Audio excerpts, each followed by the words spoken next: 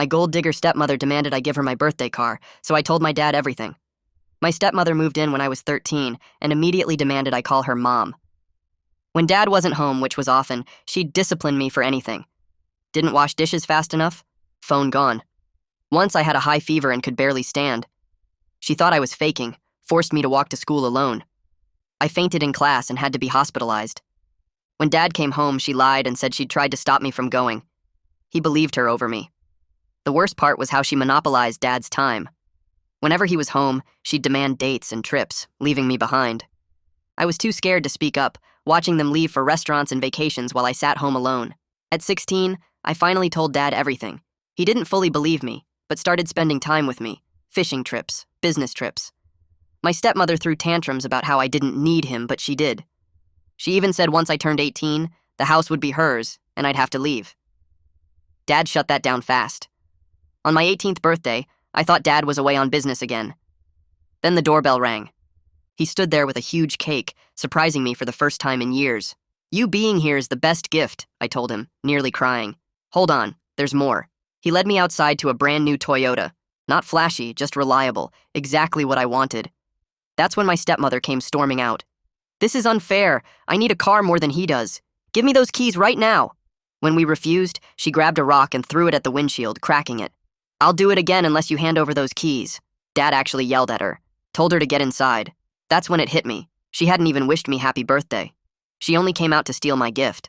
While she stood there demanding my car, Dad just stared at her like he was seeing her for the first time. When we were alone, I told him everything. The abuse when he wasn't home. The lies she told. How she only cared about his money. "Why didn't you tell me sooner?" he asked. "I wanted you to be happy. Or maybe I was just scared." "She needs to go," I said. "You need to divorce her." Dad was quiet for a long moment, processing that the woman he married had been abusing his son for 5 years. "I'll consider it." But I saw his face. The way his jaw clenched. The way he looked at the cracked windshield. He wasn't considering anything. He'd already decided. That was yesterday. This morning, Dad called his lawyer. Told me to pack anything valuable from my room. Said we're staying at a hotel tonight while he handles things. He's having her served with papers today, at 3 p.m., at her favorite salon, where all her friends will be. "I want you there when I tell her," he said. "You deserve to see this." We're heading there now. She has no idea what's coming. No idea Dad's bank accounts are already frozen to her. No idea the house is in his name only. No idea her 5-year gold-digging scheme is about to end in the most public way possible. I'm sitting in the car watching her through the salon window, getting her nails done with Dad's credit card for the last time. In 10 minutes, everything changes. Update coming after the papers are served. Salon window, watching her laugh with her friends like nothing matters. Dad leans forward and taps Edison on the shoulder, and the process server nods and gets out of his car. My heart pounds as we follow him across the parking lot. The salon door chimes when we push through, and the receptionist's smile drops when she sees our faces. My stepmother glances up from her magazine, and her expression shifts from confusion to alarm in seconds. Edison steps forward and asks in a clear voice if she's Mrs. Stepmother's legal name, and when she nods slowly, he hands her the folder. The whole salon goes quiet as she tears it open and starts reading. Her face flushes red, then drains white, then flushes red again. She screams that this is impossible, that Dad would never do this, that I must have forged these papers somehow. Dad crosses his arms and tells her every word is real and she needs to find a lawyer. Layla tries to comfort her, but she shoves her friend away hard enough that Layla stumbles. The salon owner steps between us and threatens to call the police. Dad tells my stepmother she has 48 hours to get her stuff before the locks change. She switches tactics instantly, tears streaming down her face as she begs Dad to talk privately, saying they can fix this. Dad's voice could freeze water when he tells her she should have thought about consequences before throwing rocks at his son's car. Edison confirms she's been served and walks out while she's still sobbing. We head for the door as she screams that she'll take everything, that she'll make sure I never see a penny of his money, that she'll destroy us both. My hands shake as we get back in the car, but it's not fear anymore. It's adrenaline from watching her lose control in front of everyone. Dad squeezes my shoulder and says the hard part is just beginning. Back at the hotel, Dad disappears into a meeting with Nathaniel for over 2 hours while I sit in the lobby trying to process what happened. My phone starts buzzing with texts from numbers I don't know, all friends of hers calling me horrible names and saying I'm lying about everything. I block each one and try to focus on the fact that Dad chose me over her. When Nathaniel finally comes out, he explains that she'll probably fight everything, claims she deserves half of Dad's money even though she signed a prenup. He says we need to write down every instance of abuse I remember with specific dates and details. The thought of reliving 5 years makes my stomach hurt. but I know it's necessary. That night, Dad orders room service and we eat in silence until he apologizes for not believing me sooner. He says he was desperate for a partner after Mom died and ignored all the warning signs. I tell him I forgive him, but we both know one conversation doesn't rebuild 5 years of broken trust. The next morning, her lawyer contacts Nathaniel demanding an emergency hearing about the frozen bank accounts.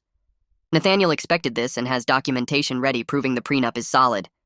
Dad explains he protected his business assets before they married because his lawyer warned him to. I spend the afternoon in the hotel room writing everything down for Nathaniel.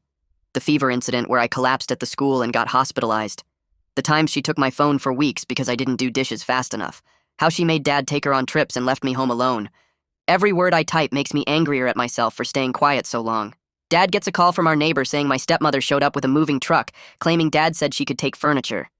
The neighbor wouldn't let her in and called the police when she tried to force past. Nathaniel files for a restraining order immediately. 2 days later, we're in court for the hearing, and I have to sit across from her for the first time since the salon. She's wearing conservative clothes and crying softly, playing victim perfectly. But when the judge asks about the rock incident, she can't deny it because the salon owner and 3 customers already gave statements. The judge grants the restraining order and says she can make 1 supervised visit to collect personal items only, no furniture or valuables. Her lawyer argues she needs money during the divorce. The judge orders Dad to pay $2,000 per month temporary support, way less than she spent before.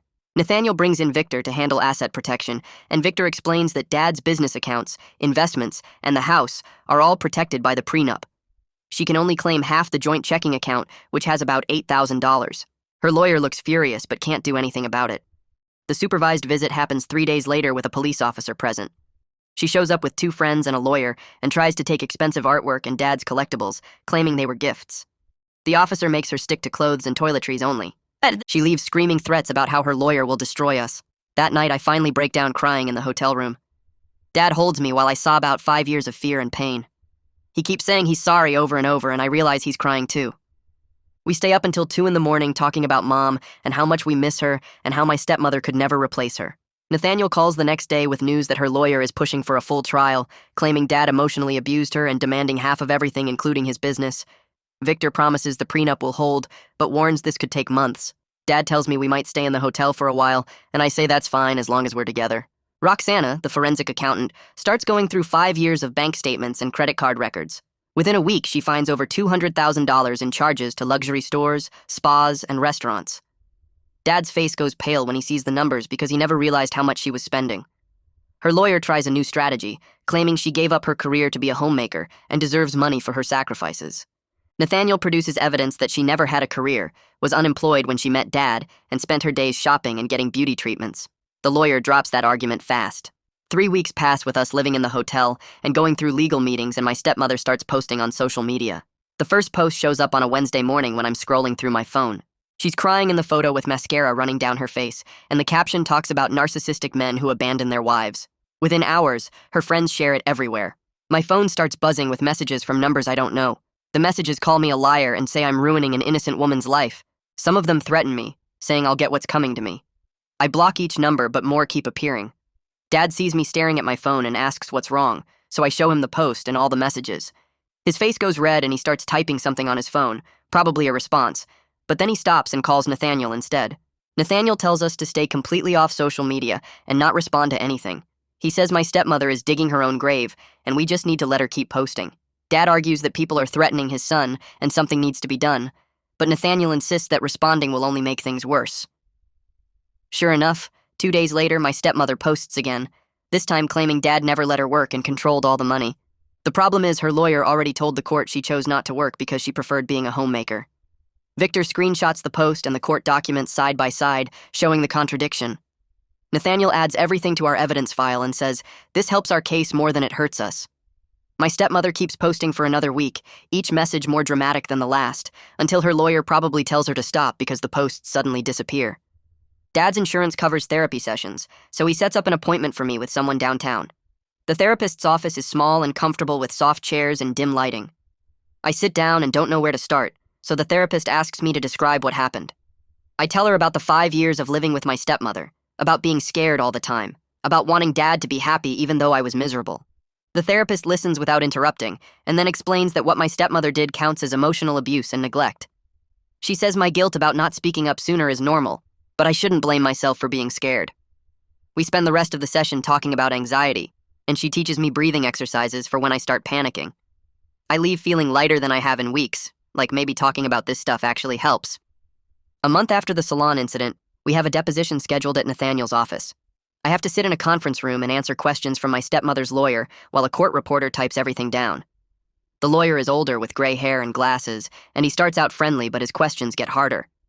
He asks why I never called Child Protective Services if things were so bad. He asks why I never told a teacher or another adult. He makes it sound like I'm making everything up or exaggerating to help Dad in the divorce. I try to explain that I was scared and wanted Dad to be happy, but my voice starts shaking. The lawyer keeps pushing, asking if I have any proof of the abuse besides my word. That's when I start crying, not because I want to, but because I can't stop thinking about all those years of being alone and scared. The lawyer backs off immediately and says he has no further questions.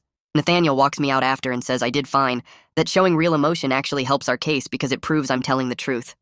My stepmother's deposition happens the following week, and I don't have to be there, but Nathaniel calls afterward to tell us how it went. He sounds almost happy when he says she contradicted herself at least 15 times. First, she claimed she was always kind to me and never disciplined me harshly. Then the lawyer asked about taking my phone away, and she admitted she did it, but said it was justified because I wasn't doing chores properly. Then she denied throwing the rock at my car windshield. But when they showed her the police report and witness statements, she changed her story and said she was just upset and didn't mean to damage anything. Nathaniel says her lawyer looked miserable by the end because there's no way to fix that many contradictions. Dad actually laughs when he hears this, the first time I've heard him laugh in weeks. Roxana finishes going through all the financial records and asks for a meeting to present her findings. We meet at Nathaniel's office, and Roxana spreads papers across the conference table. She's organized everything into categories with highlighted totals. The report shows my stepmother spent an average of $3,000 per month on personal expenses for 5 years. Roxana points to itemized lists showing designer handbags, jewelry, spa treatments, expensive dinners at restaurants Dad never went to. There are charges for clothes, shoes, makeup, hair appointments, nail appointments, and trips to luxury stores. Dad's face goes pale as he looks at the numbers, and he keeps saying he never realized how much she was spending. The total comes to over $180,000 in 5 years, not counting the regular household expenses. Roxana explains that this evidence proves my stepmother married Dad for financial gain, which supports the prenup's validity. Dad looks sick and says he can't believe he was so blind. My stepmother's lawyer sends a settlement offer through Nathaniel demanding $100,000, the car she was driving, and continued health insurance for 2 years. The offer arrives by email, and Nathaniel reads it out loud to us in his office. When he finishes, he actually laughs and says this is ridiculous given the prenup terms. Dad asks what we should counter with, and Nathaniel suggests $20,000, no car, and 6 months insurance. Victor agrees this is more than fair considering she signed away rights to Dad's assets. Nathaniel sends the counteroffer that same day. My stepmother's lawyer calls back within hours saying we're being unreasonable and threatening to drag this case out for years if we don't negotiate properly. Nathaniel tells him to do whatever he thinks is best, but the prenup won't change, and neither will our offer. The lawyer hangs up angry. I finish my last papers for senior year online classes and submit everything through the school website. The confirmation email says I've officially graduated high school. I show Dad, and he immediately orders a cake from the hotel restaurant. We eat it in our hotel room that night. Just the two of us, and Dad makes a speech about how proud he is that I finished school despite everything happening. He promises that by the time I start college in the fall, we'll be back in our house and this whole nightmare will be over. I want to believe him, but part of me worries the divorce will drag on forever. Still, graduating feels like an accomplishment, like I managed to do something normal even though my life has been chaos for months. The hotel phone rings early one morning and Dad answers it. His face changes as he listens, going from confused to angry in seconds. He hangs up and tells me that was my stepmother's sister calling to beg him to be reasonable. Apparently, my stepmother has nowhere to go and no money to live on. Dad picks up his cell phone and calls the sister back, putting it on speaker so I can hear. He reminds her that the court ordered temporary support of $2,000 per month, which is more than enough to rent an apartment and buy groceries. The sister argues that her sister needs more, that she's used to a certain lifestyle. Dad's voice goes cold when he says her sister should have thought about her future before she spent 5 years abusing his son. The sister tries to argue, but Dad hangs up.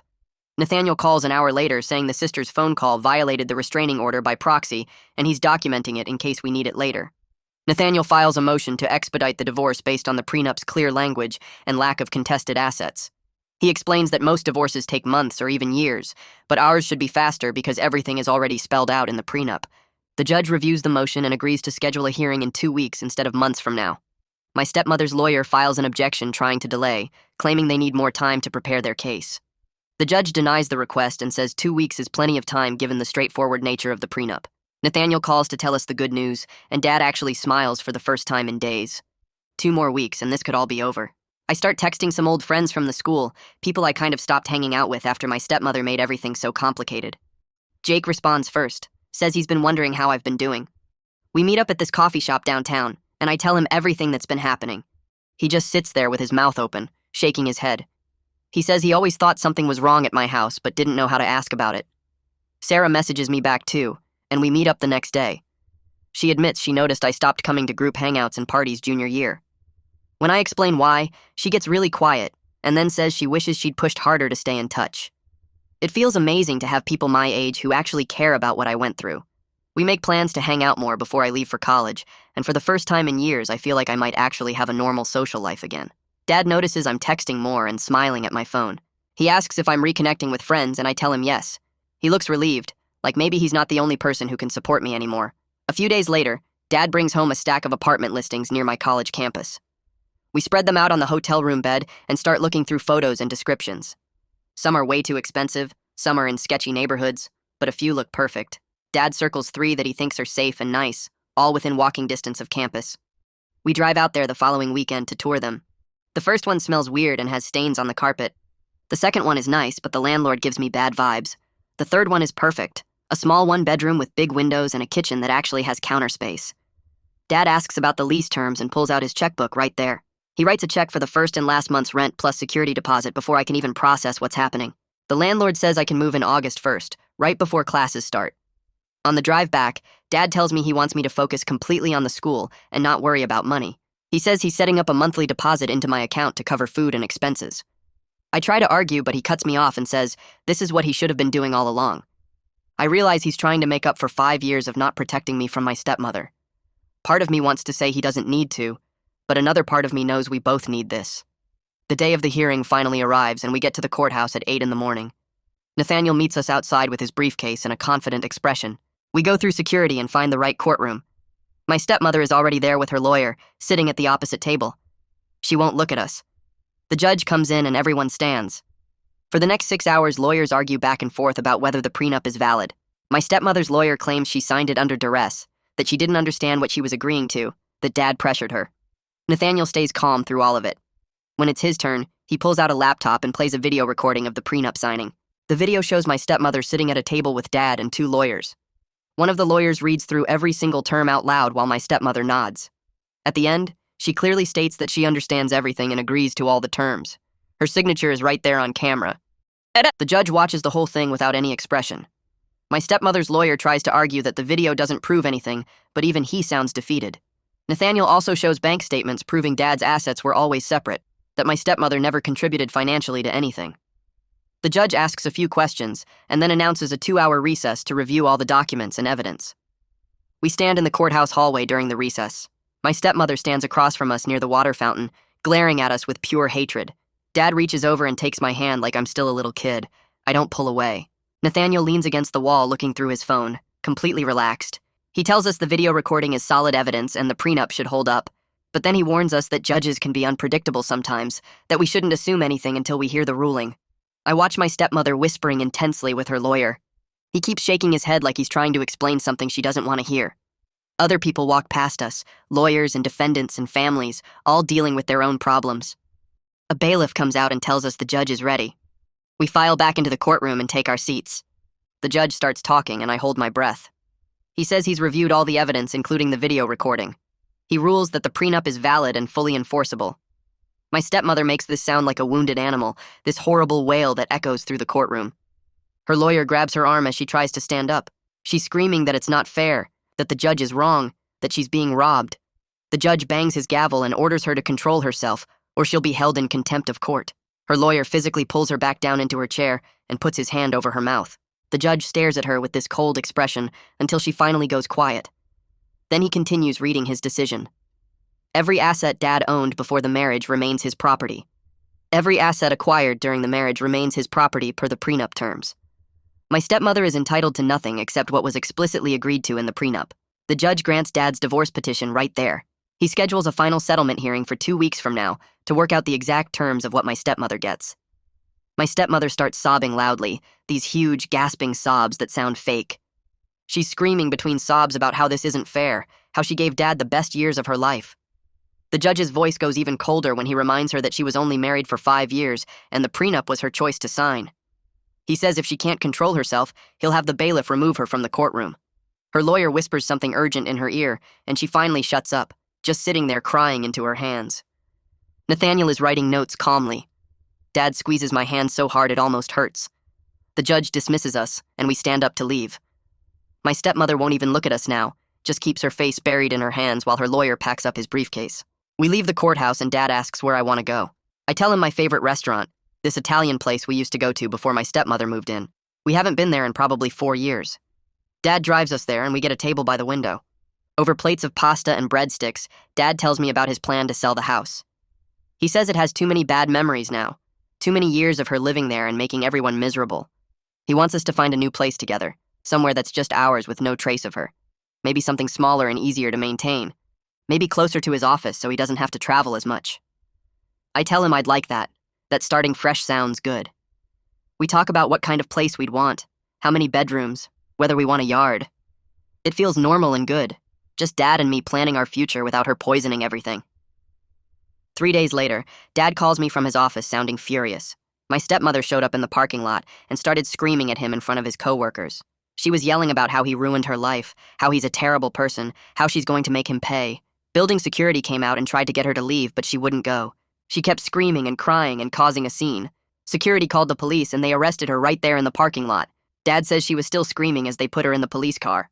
The charge is violation of a court order because of the restraining order. She has to spend the night in jail until her lawyer can bail her out in the morning. Dad sounds tired and angry at the same time. He says he can't believe she's this stupid, that she just made everything worse for herself. Nathaniel calls the next morning with an update. He's using the arrest to argue for a harsher settlement at the final hearing. He plans to point out her pattern of volatile behavior and her complete inability to respect court orders. He says the judge will definitely consider it when deciding what she gets. He also mentions that my stepmother's lawyer looked completely defeated during their last phone call. The lawyer is apparently pushing her hard to accept whatever settlement we offer because he knows she has no chance of getting anything better. Nathaniel sounds almost cheerful when he talks about how badly her case is going. He says 2 more weeks and this whole nightmare should be completely over. That evening, Dad sits me down at the hotel room desk and asks if I want to be present at the final settlement hearing. He says I don't have to be there if it's too hard, that I can wait at the hotel and he'll tell me everything afterwards. I think about it for maybe 5 seconds before telling him I want to be there for all of it. I need to see this through to the very end. Need to watch her lose everything she thought she'd get from us. Dad looks at me with this expression that's half proud and half sad. He says I'm braver than he ever was, that most kids would want to stay as far away as possible. I tell him it's not about being brave, it's about finally seeing justice happen after 5 years of her getting away with everything. He nods slowly and says he understands. We sit there in silence for a while, both of us thinking about what the final hearing will be like, both of us ready for this to finally be over. The night before the final hearing, Dad's phone rings around 8 p.m. while we're eating takeout Chinese food in the hotel room. He looks at the screen and his whole body goes tense when he sees it's Nathaniel calling this late. He answers on speaker so I can hear everything, and Nathaniel's voice comes through sounding almost excited. My stepmother's lawyer called him an hour ago with a new settlement offer, completely different from all their previous demands. She's willing to accept exactly what we offered weeks ago, the $20,000, 6 months of health insurance and nothing else. No house, no car, no alimony, no splitting of Dad's business assets. Nathaniel explains that her lawyer probably finally got through to her about how badly she was losing, how the judge already ruled against her on everything important. He says we should accept it immediately to avoid any chance of her changing her mind or filing appeals that could drag this out for months longer. Dad looks at me across the small hotel room table and asks what I think, actually asking my opinion on something this important. I tell him to take it, to end this now before she finds some new way to make our lives harder. Dad agrees and tells Nathaniel to accept the settlement and prepare the final paperwork for tomorrow's hearing. The next morning, we get dressed in the nicest clothes we packed, the same suits we wore to the first hearings weeks ago. Dad's hands shake a little while he ties his tie in the bathroom mirror, and I realize he's nervous about actually seeing this end. We drive to the courthouse in silence, both of us thinking about how this is supposed to be the last time we have to do this. The parking lot feels familiar now after all these court visits, and we know exactly which entrance to use and where the courtroom is located. Nathaniel meets us outside with his briefcase and 2 copies of the settlement agreement already printed and ready for signatures. He walks us through what's going to happen, how the judge will review everything and ask my stepmother directly if she agrees to all the terms. We go inside and take our usual seats at the plaintiff's table, and I look across the courtroom to where my stepmother sits with her lawyer. She looks completely different from the last time I saw her. No makeup, hair pulled back in a simple ponytail, wearing a plain dress instead of her usual expensive outfits. She won't look at us at all, just keeps her eyes fixed on the table in front of her while her lawyer arranges papers. Her whole posture screams defeat, shoulders slumped forward, hands folded in her lap like she's trying to make herself smaller. The judge enters and we all stand, then sit back down when he tells us to. He puts on his reading glasses and starts going through the settlement agreement page by page, taking his time to review every detail. The courtroom is completely quiet, except for the sound of papers rustling as he flips through the document. After what feels like forever, he looks up and addresses my stepmother directly, asking if she understands that she's agreeing to accept $20,000 and 6 months health insurance as her complete share of the marital assets. Her lawyer has to nudge her shoulder to get her to respond, and when she finally speaks, her voice comes out so quiet that the judge has to ask her to repeat herself louder. She says yes in a slightly louder voice that still sounds defeated and small. The judge asks if anyone forced her to accept these terms, or if she's signing under any kind of pressure or threat. She shakes her head and says no, that this is her choice. The judge nods and declares that the marriage between her and Dad is officially dissolved as of this moment, and he orders both parties to sign the final documents right now in the courtroom. A court clerk brings the papers to our table first, and Dad signs his name on every marked line with firm, confident strokes. Then the clerk takes the documents to my stepmother's table, and I watch her hand shake as she picks up the pen and signs her name. Just like that, it's actually over. 5 years of abuse, manipulation, lies, and control ended with our signatures on legal documents. The judge thanks everyone for their time and dismisses us, and my stepmother's lawyer immediately starts packing up his briefcase like he can't wait to leave. My stepmother stands up slowly and walks toward the exit on the opposite side of the courtroom from where we're sitting. I watch her back as she pushes through the doors and disappears into the hallway, and I know I'm never going to see her again. Dad puts his hand on my shoulder and squeezes, and I realize we're both just standing there staring at the empty doorway she left through. Nathaniel shakes Dad's hand and congratulates us, saying he'll file all the final paperwork with the court this afternoon and mail us copies for our records.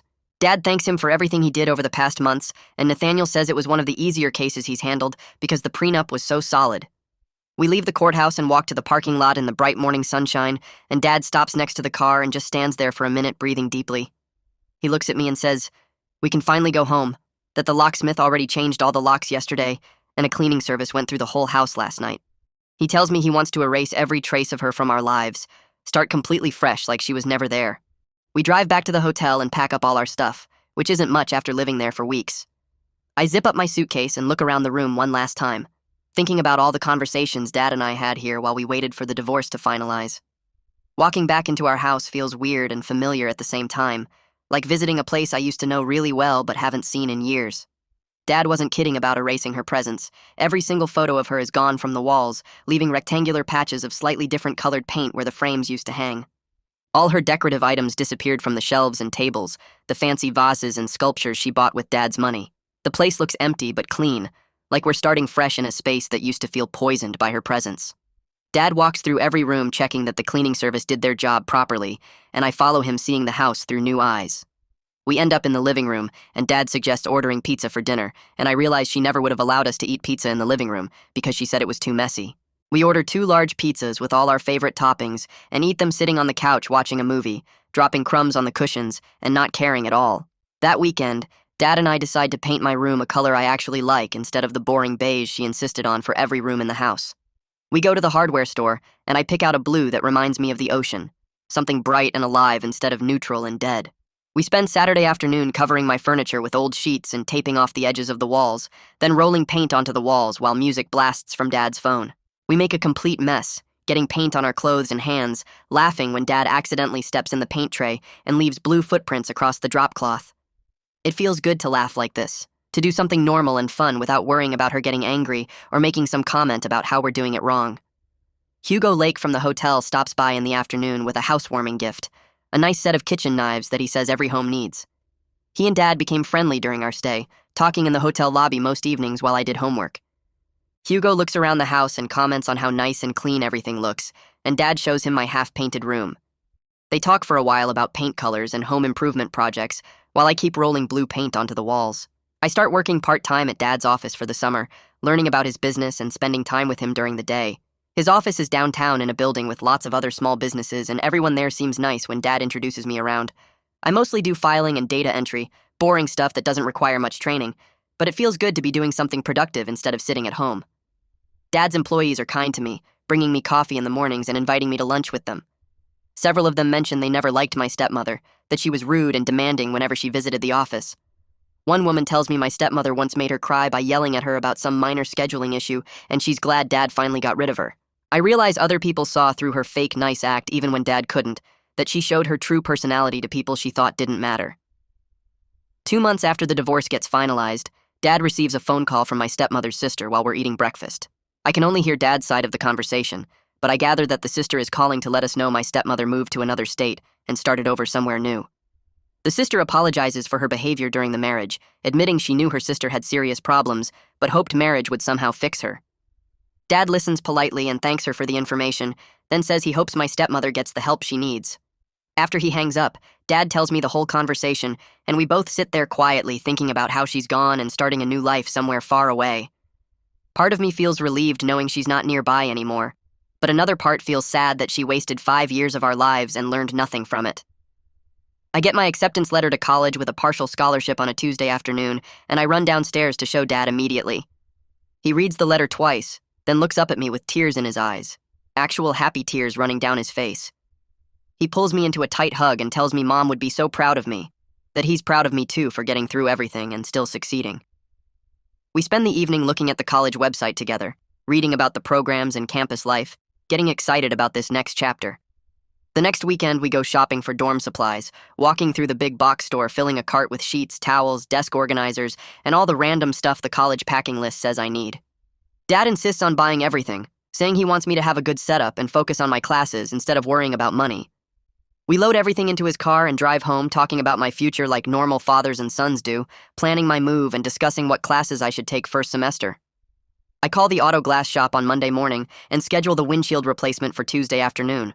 Dad offers to take time off work to drive me there, but I tell him I can handle it myself since the shop is only 20 minutes away.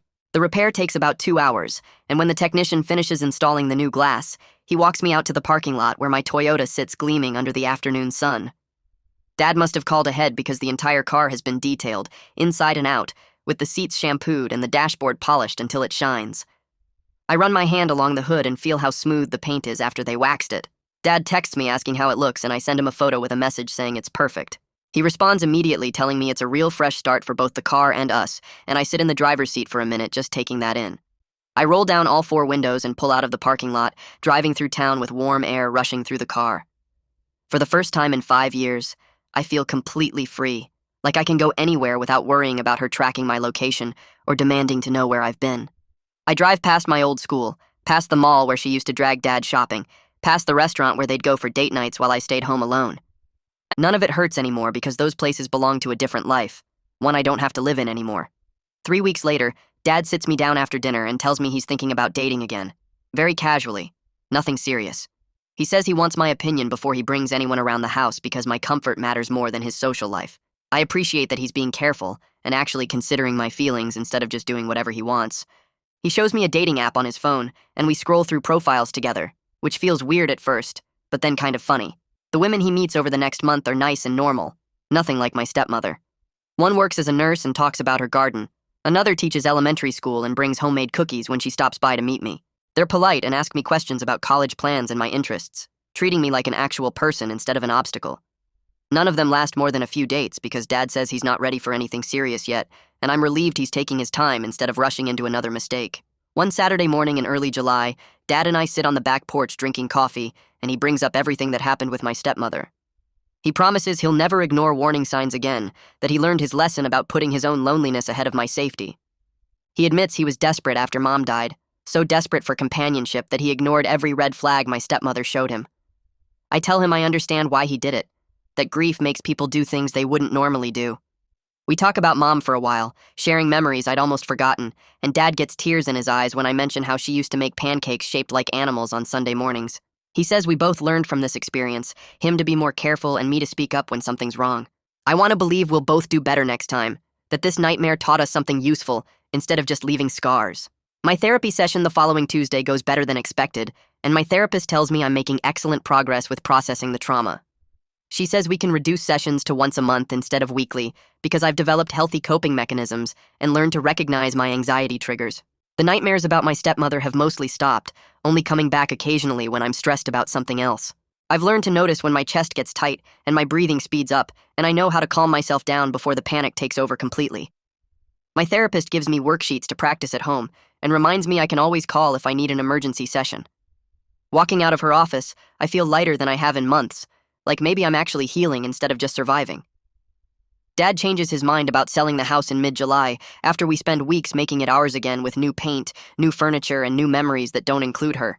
He says every room feels different now, cleaner somehow, and he doesn't want to leave the place where Mom lived just because my stepmother tried to ruin it. We decide to host a small barbecue and invite our neighbors and some people from Dad's office. I spend Saturday morning cleaning the grill and setting up folding chairs in the backyard while Dad runs to the grocery store for burgers and hot dogs. About 15 people show up, and everyone comments on how happy we both seem, how much more relaxed Dad looks compared to a year ago. One of his coworkers pulls me aside and says she's glad that woman is gone because Dad was miserable the entire time he was married to her.